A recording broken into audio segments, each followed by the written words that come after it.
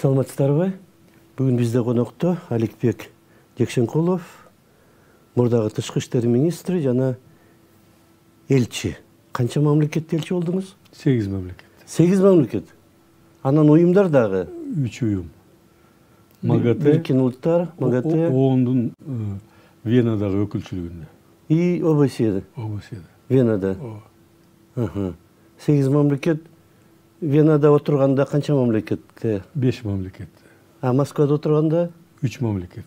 8. Ну, 8 мамлекетке элчи болдум деп айткан адамдар аз го. Эми бар. Бар, да, бар. Бар. Ошол эле Отунбаева, Мурат Иманалиев. Дагы бир экөө бар болуш керек мындай. Кандай азыр тышкы саясат биздики, Кыргызстандыкы, сиздин баамыңыз боюнча көп эмне деп коет, многосторонний дегенде да? Эми азыр многосторонний, многовекторный деген терминдер деле көп мындай пайдаланбай калды да, эл аралык коомчулукта. Эмне себептен азыр эл аралык абал абдан курчуп кетпедиби? Негизги багыт бул улуттун кызыкчылыгы деген багытта болуп атат да. Чоң мамлекет болобу, кичинекей мамлекет болобу, улуттун кызыкчылыгын көздөгөн саясат өткөзсө, ошону колдоп, эли дагы, эл аралык коомчулук дагы ошону түшүнүп, кандай бир жалпы бир позицияга келгенге аракет кылып атышат. Менин оюмча, мына акыркы 3-4 жылда биздин дипломатия активдешип, ошого эл аралык абал дагы өөлгө түштү. Анткени башка мурун бир тараптуу дүйнө болсо, однополярный мир деп айтылып аткан, азыр многополярныйга өтүп баратпайбызбы? Ар кайсы күчтөр, эл аралык коомчулук дагы ошого бир багыт алгандай көрүнөт да. Бир батыш менен глобалдык түштүк деген жаңы термин пайда болду. Ушундай бир чоң бир дүйнөдө өзгөрүүлөр болуп атат. Ошого жараша башаламан сыяктуу. Эми бир жертен башаламан, эми мындай да хаостон бир системага келет деген сөз бар эмеспи? Азыр ошо хаос болуп, анан бир системага түшүп келгенде келаткандай көрүнөт да. Анткени мына мурун ошо СССР урагандан кийин АКШ жеке өзү жаңгыс дүйнөнү бийлеп калган. Азыр болсо АКШнын аброю мурункудай эмес. Азыр ошо Кытай өсүп, Россия өсүп, Индия өсүп, жана БРИКС мамлекеттери өсүп, экономикасы күчтөнүү жагынан ошон үчүн ар кандай көп полярдуу дүйнө орногонго багыт алды деп айтсак болот да. Эми жерде албетте бизге окшогон мындай чакан бир кандай бир глобалдуу процесстердин ортосунда турабыз да бизчи. Европа менен Азиянын ортосунда турабыз. Кытай менен Россиянын ортосунда турабыз. Бул өтө бир татаал бир географиялык жактан карасак дагы и татаал мезгил дагы ошондой болду да. Ошого жараша менин оюмча бүгүн мына 33 жылга жакындап баратабыз. Биздин дипломатия такшалып, бир нукка түшүп калгандай сезилет да, менимче. Эми мен баягы профессионал дипломат катарында эмес, Илимпоз катарындагы баарын баамдап, баарын изилдеп турам да. Ошол себептен бүгүнкү күндө батыш менен дагы, чыгыш менен дагы ушул эки чоң мамлекет, ошол эле АКШ менен Европа менен биз ар кандай мамиле түзүп атабызга. Эми улуттун кызыкчылыгына жараша. Улуттун кызыкчылыгы деген бул өтө маанилүү сөз. Муну чечмелеп берсек деле болот. Прагматизмге өттүк деп ойлойм да. Прагматикалык саясат болуп атат. Мурда жанагыдай эл аралык уюмдар көп мааниге ээ болчу. Азыр Бириккен Улуттар деле мындай эч нерсеге жарабаган сыяктуу болуп баратат. Эч ким укпайт алардын сөзүн. Жок, эми мындай да бул тышкы саясатка тиешелүү эмес, жалпы дүйнөдөгү адамдын сезими, моралдык бир абал, карама каршылык күчөп, мындай кандай бир кыйын абалда бүгүн. Кайсы жерге, кайсы мамлекеттин өкүлү менен сүйлөшсөң деле ушу бир сезимге пайда болдум. Батышта болобу, чыгышта болобу, аларда ушу өтө кооптонуу бар да. Эртең кандай күн келет, тынчтылык болобу, экономикабыз кандай болот, деги эле өнүгүү болобу, адамзат каяка баратат деген, экология каяка баратат. Мына баарыбыз көрүп атабыз. Кышы дагы өтө суук болуп, жайы дагы өтө ысык болуп, ушундай бир карама каршылык тирешүү, энергетикалык деңгээлде дагы тирешүү күчөгөн сайын биздин кыргыз элибиз ошого жараша дагы өзүбүздүн кыялыбызды, өзүнүн коомдук абалды ошондой карап атпайбызбы? Эл аралык саясатта болсо прагматизм деген мындай өттү да азырчы. Мен кээде сурап калышат менден прагматизм деген эмне депчи. Прагматизм деген бул негизи тышкы саясатты өткөзүп атканда улуттун кызыкчылыгына таянып, улуттун кызыкчылыгын эл аралык мамиледе мындай таасирдүү бир күчкө айланып, ошол мамлекетке пайда алып келген кадамдарга барыш керек да, элге пайда алып келген кадамдарды. Мисалы, мен айтып коеюн, прагматизм деген эмне? Бул бир эле биз тараптан биз каалайбыз, мисалы, Япония менен кызматташканга, туурабы? Японияга каршы деле сүйлөгөн бирөөлөрдүн уга элекмин мен. 2000 жылдарда Японияга визасы жок киргизкенбиз. Бирок япондор көп келбейт тилекке каршы. Бар азыр. Бирок мунун кудай баягы келип туристтер келеби Япониядан деген үмүт чоң болчу ошол кездечи. Эмне себептен? Анткени 98-жылы баягы Баткен окуясында эсиңердеби? 2 журналистти ошо террористтер барымтага алып, анан эптеп бошотуп, анан ошондон кийин эсине калыптыр да. Булар баягы байыркы эл, байыркы мамлекет, эң байыркы элдердин бири болуп эсептелет Япония эли, билесиңер да. Алардын эсинде калыптыр. Ошол бир образ калганда кооптуу Кыргызстанга барыш дегенчи. Азыр бара-бара мына президент барып келбедиби? Былтырчы. Ошондон кийин кичине кайра жиби баштады, япондор келе баштады. То есть биздин каалообуз Япония менен кызматташ, алар каалабай койгондо ошол мезгилдечи. Ошол себептен муну биздин улуттун кызыкчылыгыбыз Японияда экономикасы күчтүү, технология күчтүү, билим системасы күчтүү, деги эле күчтүү мамлекет, ошолордон көп таалим алып, тарбия алып, ошолордон көп бир иш кылсак болот деген ниетте болгонбуз да 2000-жылдарда.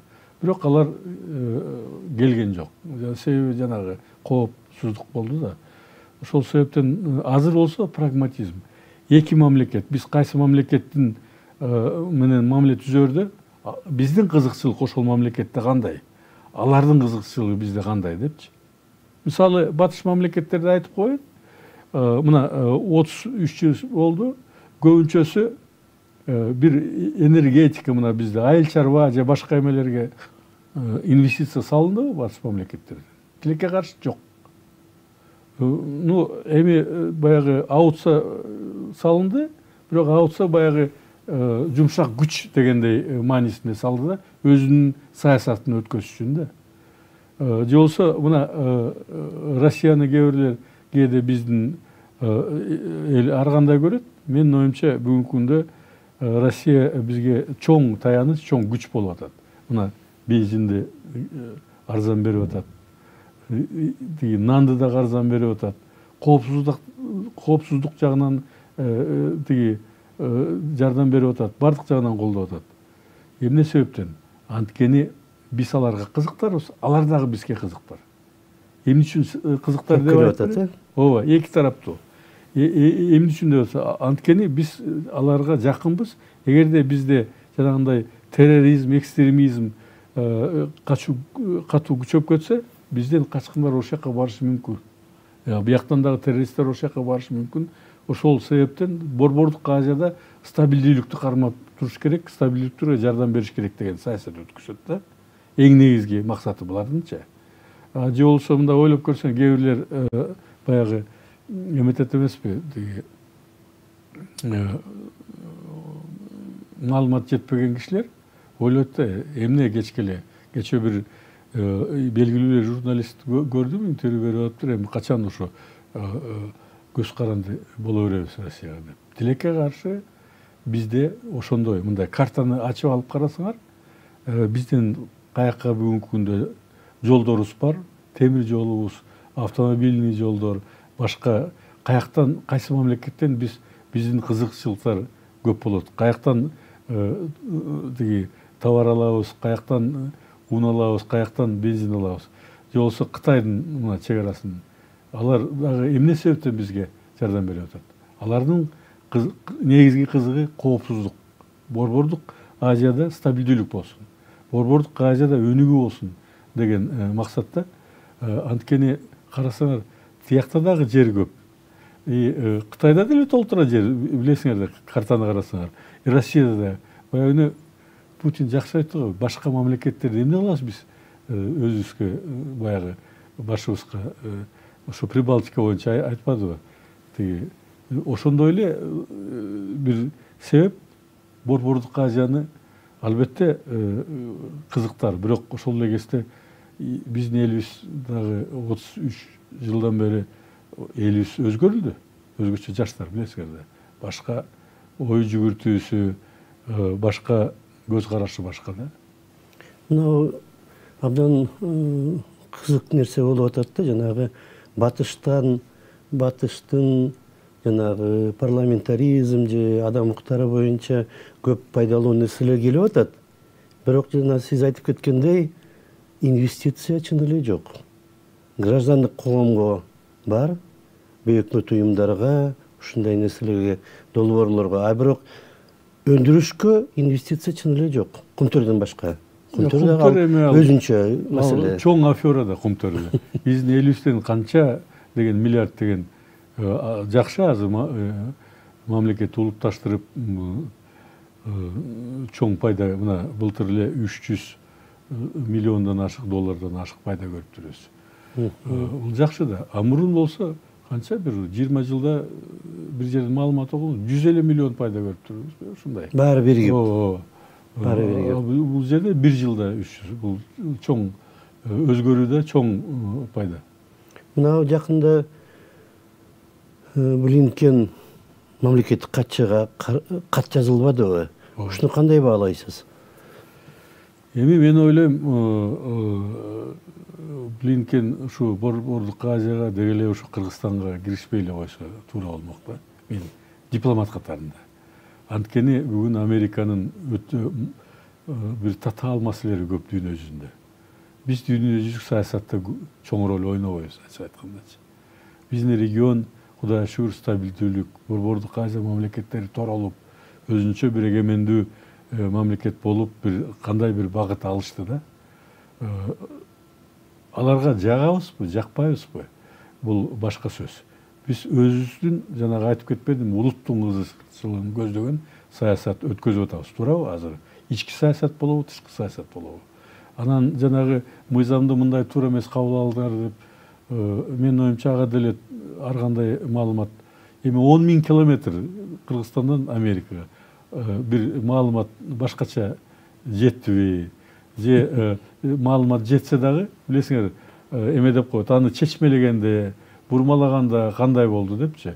Ошол себептен президенттин жообу туура эле багытта болду, убагында болду. Анткени кээ бирлер айтып атат, эми баягы мен уктум ушундай пикирлерди, эми жооп берсе, бул мындай туура жооп берди, туура эмес жооп берди. Туура жооп берди. Бул биринчи. Экинчи жагынан баягы кылтаттык менен жооп берди. Жанагы Блинкенге кайра бияка келсеңиз көрөгүз деген таризинде да, силерге маалымат жакшы жетпей атат, силер көп нерсени билбейсиңер. Келгиле, жергиликтүү эл менен баарлашкыла, бияктан көрөсүңөр деген мындай кылтаттык менен айтты да. Бул менин оюмча ошол эле кезде Кыргызстан сүйлөшүүгө даяр деген таризинде болду да. Эгерде баягы силердики туура эмес деп эле жооп берип койсо, анда башкача болмок. Бул жерде менин оюмча алар деле сезет. Мына өзүңөр билесиңер, мен 4 жыл ОБСЕ ООНдун өкүлчүлүгүндө МАГАТАда иштеп жүрдүм. Эгерде кайсы бир мамлекет чоңбу, кичинекейби, байбы, кедейби өзүнүн улуттун кызыкчылыгын саясатты өткөзсө, бир факт менен, аргумент менен ар дайым сыйлашат алар. Бул жерде мен ойлойм, алар деле сезип калды го депчи. Россиянын таасири болгон жокпу? Жанагыдай катуу кат жазганга. Жок, мен ойлойм, бул жерде кээде мындай да бөйрөктөн сыйрак чыгарбаш керек да. Башында мисалы президент Садыр Жапаров бир кандай бир күчтөрдүн таасири болушу мүмкүн деп айтсак болмок, туурабы? Анткени тажрыйбасы жок болсо. Эми 3 жылдан ашык өттү. Бүт дүйнөлүк лидерлер менен сүйлөштү, тажрыйба алды. Анын мындай эмеси бар экен да, тез кабыл алат. Өзүнчө бир тиги жакшы нерселерди. Ошон үчүн мен ойлойм, бул жерде өзүнүн баягы жеке пикирин дипломаттар менен деле кеңешкендир. Негизинен туура болду бул жоопчу. Америка Кошмо Штаттары жана жалпы эле Европадан сын айтылып атат жанагы бейөкмөт уюмдар тууралуу, эл аралык уюмдардан, Евросоюздан келип атат. Анан АКШ менен мына мамилелер 15-жылы Атамбаевдин учурунда баягы 93-жылы кабыл алынган базовый деп коет жанагы келишим, аны жокко чыгарды. Кийин келип жаңы түзөлдү десе, 2 жолу Атамбаев барбай койду эмеге, Вашингтонго. ООНдун Бириккен Улуттардын сессиясына барганда ошол жерден сүйлөшөлү деп. Эми жанагыдай болуп атат, бейөкмөт уюмдар жана сөз эркиндиги боюнча. Мындан ары такыр эле бузулуп кетпейби мамиле? Жок, мен ойлойм, андай эгерде алардын таасири мындайда, бул дипломатияда кыр көрсөтмөй деген бар да, билесиңер. Акырын мындай да. Ооба, кыр көрсөтүп атышат азырчы. Ошол кыр көрсөткөндө биз өзүбүздүн мамлекеттин улуттун кызыкчылыгына жараша жооп берип койсок, алар дагы кой деп калышат да. Алар деле бүгүнкү күндө Кыргызстан менен мамилелешүүскү келбейт. Анткени жана аутса бар бул жерде, башка региондо элчилик бар, өзүнүн кызыкчылыгы бар да. Жолсо биз мамлекет аларды кысып койсо деле болот, кичинекей бул жердечи. Бирок алар да кысса болот. Андайга барбайт да.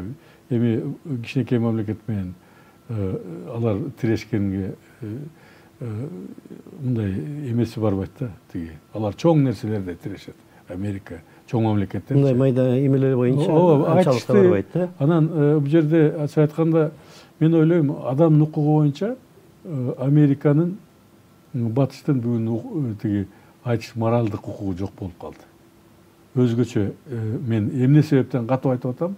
Бул жанагы русофобия киргенден кийин ошол эле Достоевский, Пушкин, жолсо опера, балет бир эмелерди, дүйнөлүк Чайковский эмелерин, произведенияларын чыгарбай, билесиңер да, аны. Ушундай эметип атканда мен ойлоп калдым, мен 4 жыл ошо ОБСЕде отурдум да, аякта 55 мамлекет болчу ошо кезде. Анан алардын психологиясын жакшы билем да. Булар айткандан кийин, ошондой нерсе жасагандан кийин, эгерде ошол жакта орус болобу, башка улут болобу, мындай тең баягы адамдын укугу деген улутуна карабаш керек да, туурабы? Адамдын укугу деген баягы өзүнүн тиги мамлекет болобу, бир мамлекет болобу, башка, аны карабаш керек. Баарына бирдей жазыш керек. Негизги декларация адамдын укугу ошондой жазылган да дүйнө жүзүндө. А бул жерде мен мисалы таң калдым ушугачы. Кандай ушул кадамдарга барды депчи. Согушка чейин болду? Согушка чейин эле башталган да болчу.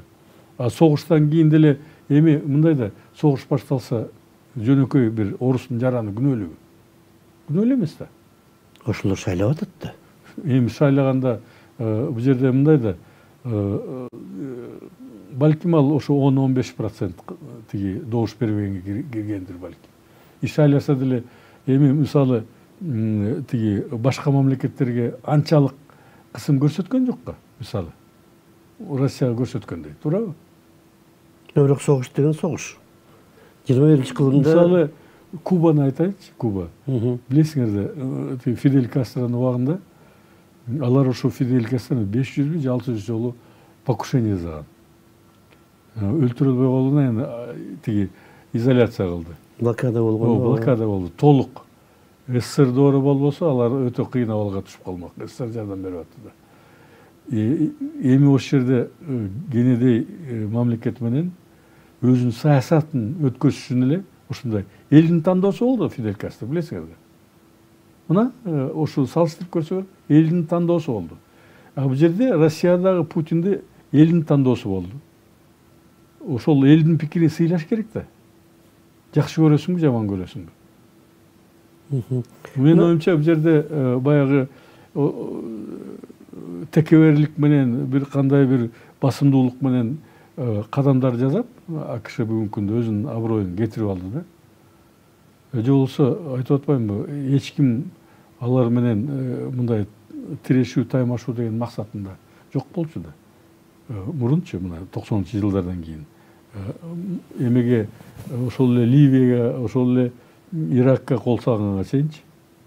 Анан мына азыр карап атасыңар, жана глобалдуу түндүк деген чыкпадыбы? Бүт ошого каршы чыгып атат Американ саясатына. Эмне себептен? Муну эл каршы чыгып атат. Мамлекет каршы чыгып атат, лидерлер каршы чыгып атат. Жанагындай бир алардын текеберлигинен, алардын өзүнүн саясатын таңуулаган үчүн тиги каршы чыгып атат да. Жакында мына Садыр Жапаров президент Казань шаарына барып келди. Кандай деп баалайсыз ушундай эмелерди согуш учурунда? Мен мындай да, эми башка мамлекетте согуш болуп атса, биздин турмуш токтоп калмак беле. Мен ойлойм, барганы туура болду. Мына көрдүңөр, ошо борбордукка жана лидерлер көбүнчөсү барыптыр. Казакстандын президенти, Сербияныкы да келген, Өзбекстандын, Тажикстандын президенти, анын үстүнө бул баягы эгерде бир кандай бир карама-каршылык күчөтүп турган мероприятие болсо бир жөн. А бул жерде ошо келечекти, игры будущего деген, келечектин оюндары деген жаштарга үлгү көрсөтүп, жол көрсөтүп, Россиянын лидерлери ошолорго бир шарттарды түзүп атат. Биздин президент барып, сүйлөп, колдоп бергени жакшы болду менин оюмча. Бул биздин жаштарга дагы үлгү. Жаңы технология, жаңы бир ыкмаларды үйрөнүп, бүт дүйнө жүзүндөгү, анын үстүнө Сербиянын эмес, берки жаштардын канча айтты го, 70ден ашык мамлекет. 100дөн ашык экен. 100дөн ашык. 100дөн ашык мамлекеттин жаштары келди. Бул дагы көрсөткүч да. Анан баягы Американ өзүнөн келди. Американ өзүнөн да келди. Ошону айтам да, бул эмнени көрсөтүп атат? Бул дүйнө жүзүндөгү келечекти көрсөтүп атат менин оюмча. Могул поколение, карама-каршылык күчөткөн поколение кетсе, жаштар түшүнсө, келечек дүйнө жүзүндөгү саясат, эл аралык саясаттагы оңолот деген. Анткени чоң мамлекет болобу, кичинекей мамлекет болобу, мына карама-каршылык күчөсө бардык мамлекеттер кыйналат экен да. Мына эч ким ойлогон эмес. Мисалы, Россия менен Украина, Россия спецоперация өткөсө дүйнөлүк экономикага таасир берет деп туурабы башында? Кайра ойлогон бул Россияны чоңойтөбүз. Андай болгон жок. Тетиги Африка, Южный Америкага чейин сезилди да, туурабы? Дүйнө чырмалышкан да, экономикачы. Маданият бардык чырмалышып, бардык мындай бир бири-бирине көз каранды. Көз каранды да, ошол себептен бул жерден баягы бир мамлекет эле үстүндө туруп алып, баарына бир өзүнүн саясатын таңуулаган уже элге жакпай калды. Дүйнөлүк элге деп ойлойм да менчи. Мына ошол эле Европа, ошол эле Америкада деле угуп атасыңар да жаңылыктарды. Россиянын телеканалында эмес, ошол BBC, CNN, Fox News'та кандай пикирлер айтылып атат. Бул дагы көрсөткүч да. Азыр мен ойлойм, жана сиз айтканы тышкы саясат биз ошого жараша мындай абдан прагматизм биринчиден, анан мобилдүү деп коелукпу, тез арада, тез кыймылдап, тез жооп берип, тез реакция кылып ушундай эме кылыш керек да. Убактыбыз биздики бир 4 мүнөттөй калыптыр, 3,5-4 мүнөттөй. эң негизги нерселер кандай болуш керек деп ойлойсуз тышкы саясатта азыр Кыргызстан үчүн? Эми Кыргызстан үчүн эң негизги бүгүнкү багыт деле ошондой болуп атат менин оюмча. Россия менен Кытай менен мамилени бекемдеш керек. Казакстан, Өзбекстан, Тажикстан менен бекемдеш керек. Мен мисалы бүгүнкү күндө ошо Өзбекстан болгон чегарасын улам 15-20 километрден чечилип атпайбы? Мен мага абдан Тажикстан менен Тажикстан менен кечип. Өзбекстан чечилген. Чечилип атпайбы? Мен ойлойм бул абдан жакшы мындай Кыргызстандын стабилдүүлүк орногонго келечекке жакшы кадамдар жасалып атат. Ошол биринчи вице-премьер ГКНМнин төрагасы Ташеев абдан жакшы аракеттер жасап атат. Мен мындай нерселерди колдош керек деп ойлойм да. Анан кээде бир кичинекей бир жердин баягы жергиликтүү элдин кызыкчылыгын карабай, жалпы мамлекеттин кызыкчылыгы, биз негизги мамлекеттин коопсуздугун бекемдеш үчүн ушул кадамдар ташталып атат деп ойлойм да. Ошон үчүн ушуну мындай аягына чыгарса, да, эмете бериш керек, колдош керек да. Башка багыттарда эми албетте араб дүйнөсү бүгүн активдештирип атат. Мына жакында дагы чоң мероприятие болуп, президент барып келди. Активдүү катыша бериш керек да. Ошондон бир нерсе бар бул жерде. Ушу президент сыртка чыккандан кийин биздин өкмөт ошо иш-чараларды ошого жараша күчөтүш керек да. Баягы жөн эле кур сөзү менен калбай, ишке ашып, эл дагы көрсүн да, эл дагы сезсин ошо барып аткан тышкы саясат активдештирип аткан пайдаларын. Жөн ошо барып келген менен эле бүтүп калбай, ишке ашырыш керек деген. Ишке ашырып. Негизги менин билишимче мына жакын арада ушу күзүндө жаңы тышкы саясаттын концепциясы кабыл алат. Дипломаттар даярдап атат бүгүнкү күндө. Мен ойлойм, алар дагы ушу жаңы багыттарды аныктап, жаңы кадамдарга барып, элибизге, мамлекетибизге улуттун көзөкчөлүгүнө саясат өткөзсөк жакшы болот. Рахмат сизге, биздин убактыбыз да аяктап калды. Бизде конокто Аликбек Жекшенкулов болду, мурдагы тышкы иштер министри жана 8 мамлекеттеги элчи. Рахмат. Рахмат сизге. Саламатыңыздар.